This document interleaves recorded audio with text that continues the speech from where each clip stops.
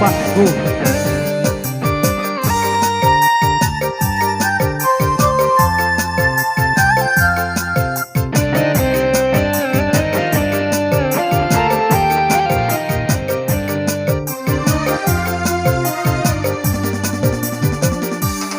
Luka khesok ni dek nyajui sakit hati pakutku maaf ko salah mulawi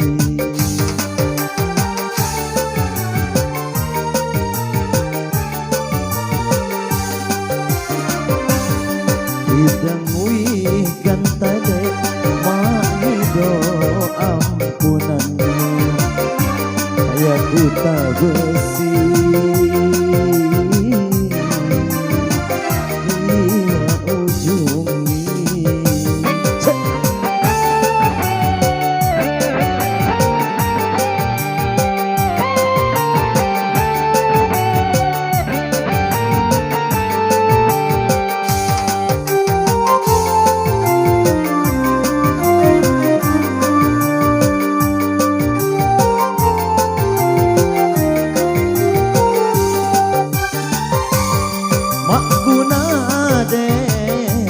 Yakni wai matamu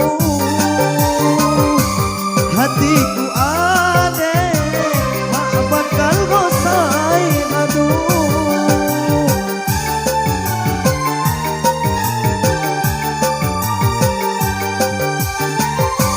najin bukhibu yakni wai matamu langit ke bumi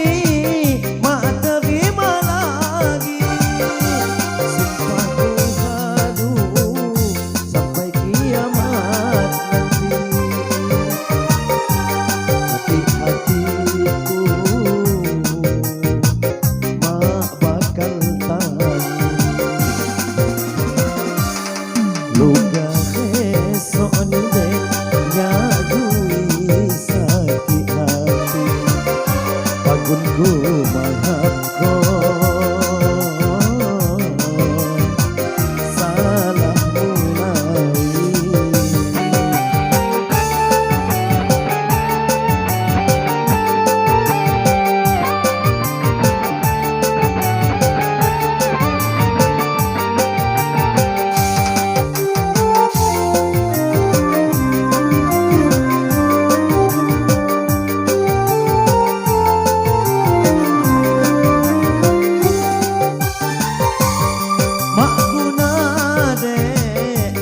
yakni wai matamu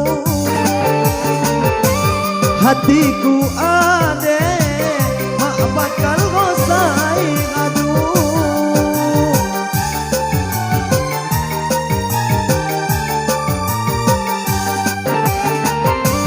najin bukhibu yakni wai matamu langit ke bumi mak terima lagi sumpah ku hari sampai kiamat nanti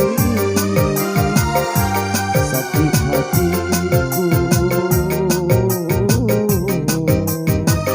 mak bakal tahan